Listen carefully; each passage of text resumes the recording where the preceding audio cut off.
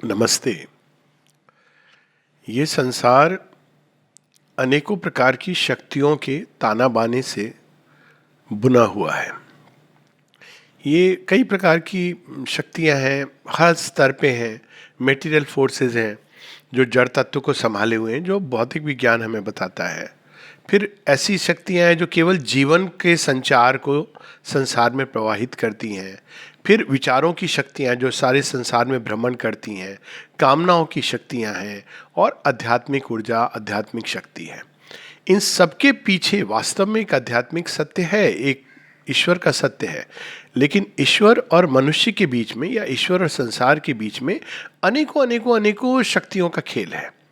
और जब तक हम इसको ठीक से नहीं समझ लेते, तब तक हमारी संसार की यात्रा उस व्यक्ति के समान है जो एक छोटी सी नाव में बैठकर समुद्र को पार करना चाह रहा हो, लेकिन उसको कुछ भी नहीं पता है, ना समुद्र की गहराई का, ना लहरों का, ना रास्ते में आने वाली भंवरों का, ना तूफानों का जिससे उसको जूझना पड़ सकता है, ना उन रॉक्स का, अनसीन रॉक्स का।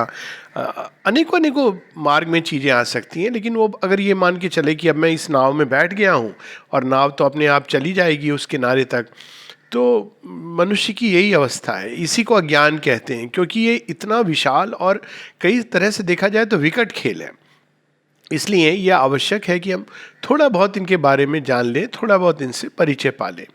हाँ, एक उपाय है कि हम इस सारे भंवर से या इस भव सागर से जा सकते हैं सरलता से।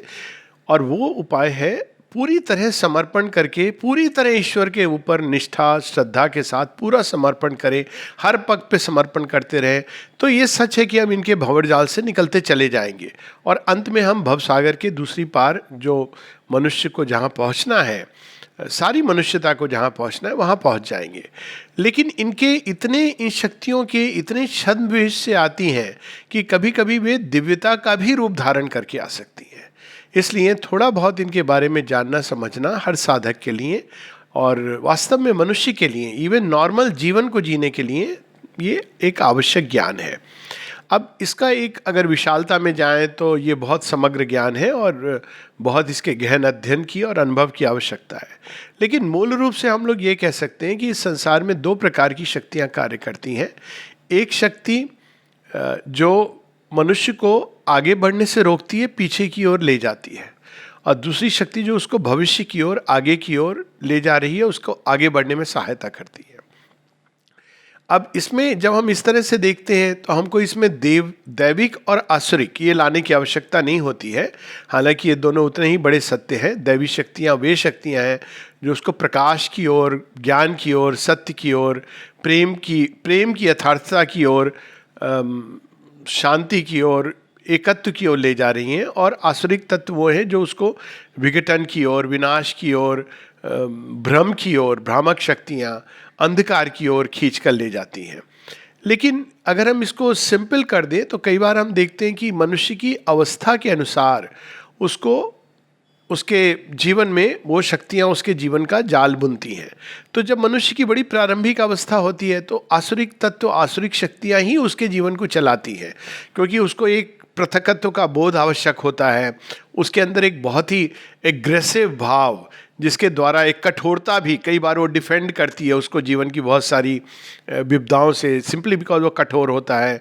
उसकी चिंतन में एक व्यापकता नहीं होती, वो केवल अपने और सीमित स्वार्थ की जो आवश्यकता है उनके बारे में सोच पाता है। तो अगर इसी चीज़ को अगर हम हायर दृष्टिकोण से देखते हैं तो हम देखते हैं कि एक आसुरिक शक्ति ही यहाँ है जो उसको बांधे रहती हैं, पाश में जकड़े रहती हैं। लेकिन अगर हम दूसरी दृष्टि से देखें तो हम देखते हैं कि एक समय पर जब मनुष्य का बहुत प्रारंभिक जन्म होते हैं, जब वो आगे बढ़ने के लिए अभी तैयार नहीं है, तब यही शक्तियाँ उसके काम के लिए उपयोगी होती है। इवन कामना की शक्ति, क्योंकि जब उसके अंदर एक बहुत कठोर भाव होता है तो ये कामना की शक्तियाँ उसको ऊपर उठने के लिए, उसके अंदर रजोगुण उत्पन्न करती हैं, उसको कर्म के लिए प्रेरित करती हैं, उसको आगे बढ़ने के लिए एक पुश देती हैं। तो हालांकि ये वास्तव में एक कामना की शक्ति से जब हम आगे बढ़ते हैं तो ये हमें पता चलता है थोड़े समय के बाद कि ये एक इल्यूजन है, ये प्रोग्रेस नहीं है। हमको लगता है कि हमने ये प्राप्त किया, हमें ये मिल गया, लेकिन थोड़े समय के बाद हम ये देख लेते हैं कि वास्तव में जिस चीज़ को हम प्राप्त करना चाह रहे हैं वो इसके माध्यम से नहीं मिलती हैं। काफ़ी समय तक हम कामनाओं के जाल में उलझे रहते हैं। तो अगेन अगर हम एक दृष्टि से देखें तो ये आवश्यक होती है। जब मनुष्य बिल्कुल जड़त्व की अवस्था में रहता है तब वही कामनाएं उसको उठाती हैं, आगे बढ़ने को प्रेरित करती है, महत्वाकांक्षा है, ये चीज़ें उसके अंदर थोड़ा सा सुख लाने की चेष्टा, ये सारी चीज़ें उसको पुश करती है। लेकिन जैसे जैसे मनुष्य की चेतना सूक्ष्म होने लगती है तो यही चीज़ें उसके जीवन में बाधा बनने लगती है। वही आसक्ति जो प्रेम का एक प्रथम स्पर्श है, वही आसक्ति प्रेम को छीन लेती है। क्योंकि जब हम आसक्त हो जाते हैं तो हम फिर प्रेम को प्रेम ना देख करके केवल एक पाने का, कुछ प्राप्त करने का माध्यम समझने लगते हैं। तो ये वही चीज़ मोह बन जाती है। तो अगर हम इसमें से ये शब्द हटा दें, क्योंकि कई बार लोग आसुरिक और दैविक शब्द से एक अलग प्रकार का भाव बना के रखते हैं और केवल इसको मनोवैज्ञानिक स्तर पे समझें, तो जीवन में कुछ शक्तियां हैं जो जैसे जैसे हम आगे बढ़ते जाते हैं तो वही चीज़ें, वही शक्तियाँ जो एक समय हमारी सहायक थी, शायद आवश्यक थी, इसीलिए वो इस विधान में, इस संसार में है, वही हमारे लिए बाधा बनने लगती हैं। तो जब इस दृष्टि से हम देखते हैं तो हमें ये चीज़ एक स्मरण रखनी चाहिए कि प्रगति में सबसे बड़ी चीज़ जो हमारे मार्ग में खड़ी होती है वो है हमारा ही अपना पास्ट। हम जिन चीज़ों से जुड़े होते हैं, जिन चीज़ों को हमने अपनाया होता है, जिन चीज़ों को हमने पकड़ा होता है, जो सीढ़ियाँ चढ़ करके हम यहाँ तक पहुँचे हैं, अब वही सीढ़ी हमें आगे बढ़ने से रोकने लगती है, वही चीज़ हमको बांध लेती है। अब इसका एक उदाहरण ले लें, और ये तो जीवन में हम सब देखते हैं कि माता पिता हैं, बचपन में हम उनसे गर्भ से जन्म लेते हैं, पालन पोषण संरक्षण करते हैं। अब जब हम बड़े होते हैं तो एक समय आता है जब हमको अपने निर्णय स्वयं लेने होते हैं। ये आवश्यक है क्योंकि इसके बिना हमारी प्रगति नहीं हो सकती। परंतु वही माता पिता जो हमारे लिए इतने सहायक हैं, इतने अधिक उन्होंने हमें आगे बढ़ने में सहायता की है, यदि वही हमको बांध करके हमें घर के अंदर रखना चाहें और वही हमें आगे बढ़ने में रोकें, यदि वे चाहें कि हमारी सोच उनकी सोच की तरह हो, हम जो कुछ जीवन में करें उनके अनुसार करें, तो वही चीज़ जो हमारे जीवन में इतनी सहायक थी वो बाधक बन जाती है। यही चीज़ हमारी शिक्षा के साथ है। हम शिक्षित होते हैं, अध्यापक हमें पढ़ाते हैं, एक प्रकार का ज्ञान देते हैं, पुस्तकों से हम एक प्रकार का ज्ञान लेते हैं, यूनिवर्सिटी में एक प्रकार का ज्ञान हासिल करते हैं। अब हम यदि इसी को अल्टीमेट समझ लें और इसी को हम वो जो पुस्तकें हमने पढ़ी उसको अपनी होली बाइबल या गीता समझ लें और उन शिक्षकों को हम भगवान का दर्जा दे दें, तो फिर क्या होगा? वही लोग जो हमारे जीवन में एक तरह से सहायक थे वही हमारे जीवन में बाधक बन जाएंगे। तो एक चीज़ जो सबसे ज़रूरी है प्रगति के लिए वो है सतत अपने पास्ट को ड्रॉप करने से अधिक, जो सही वर्ड है, रिक्रिएट करने की, रीइन्वेंट करने की एक सतत चाह होनी चाहिए, अभिप्सा होनी चाहिए। ड्रॉप करना शायद ना केवल कठिन है बल्कि शायद आवश्यक भी नहीं है और संभव भी नहीं है, क्योंकि पूरी सृष्टि एक दूसरे से जुड़ती है। हम परिस्थितियाँ, व्यक्ति, इनको जीवन से अलग कर सकते हैं, लेकिन हम उनसे जुड़ी जो शक्तियाँ हैं उनको अलग नहीं कर सकते हैं। तो यदि हमने अपने आप को रीइन्वेंट नहीं किया और उन संबंधों को रीइन्वेंट नहीं किया तो वो चीज़ें दोबारा हमारे जीवन में दूसरे ढंग से प्रकट होकर आती रहेंगी।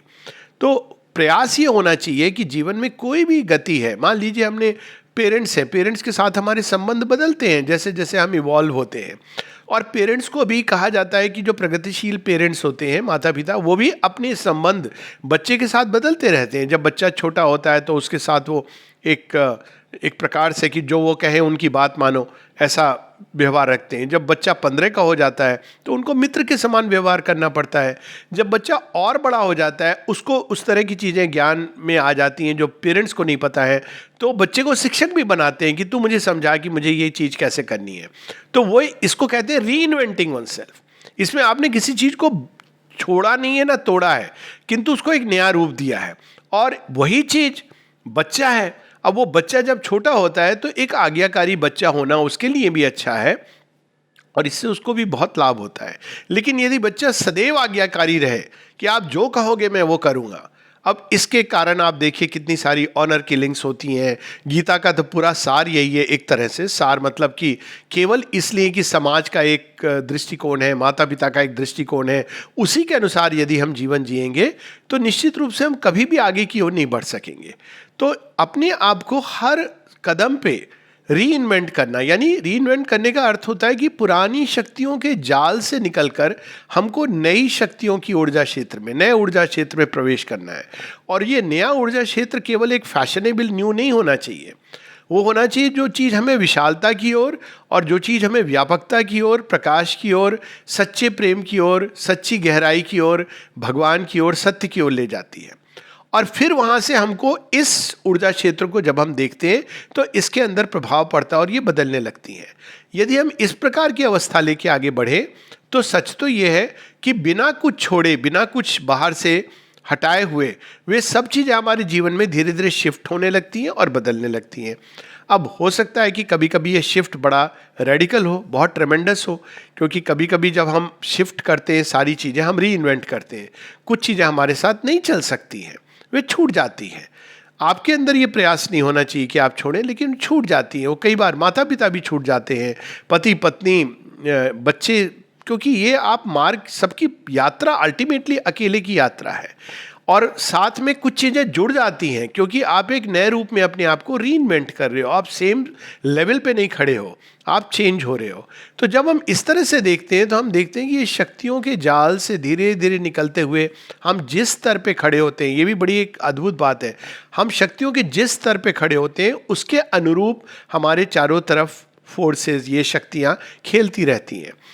और इस तरह से जब हम समझें तो हम देखते हैं कि वास्तव में मनुष्य परिस्थितियों का दास नहीं होता है, वो अपनी ही परिस्थितियों को अपनी ही ऊर्जा क्षेत्र से क्रिएट करता है।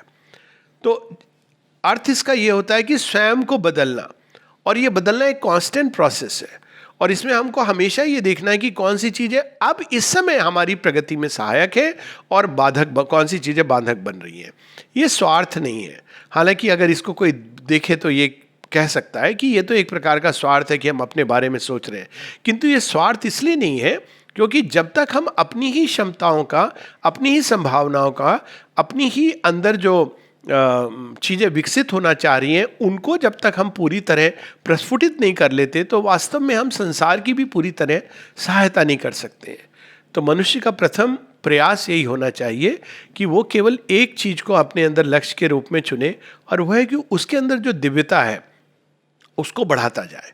अब उसके लिए जो भी चीज़ें ज़रूरी हैं, जो चीज़ अगर उसके मार्ग में विरोध कर रही है, और कई बार ये विरोध बड़ा सूक्ष्म रूप लेके आता है, बड़ा लुभावना रूप लेके आता है, कई बार वो एक दिव्यता का रूप भी ले सकता है। जैसे अर्जुन के मन में संदेह आया था कि मैं अपने गुरु की, अपने जो दादा हैं जिन्होंने मुझे गोद में लेके पाला है, मेरे जो भाई हैं, इनका वध कैसे करूं, क्योंकि ये तो निस्संदेह एक पाप होगा, इससे मैं प्रगति कैसे कर सकता हूँ।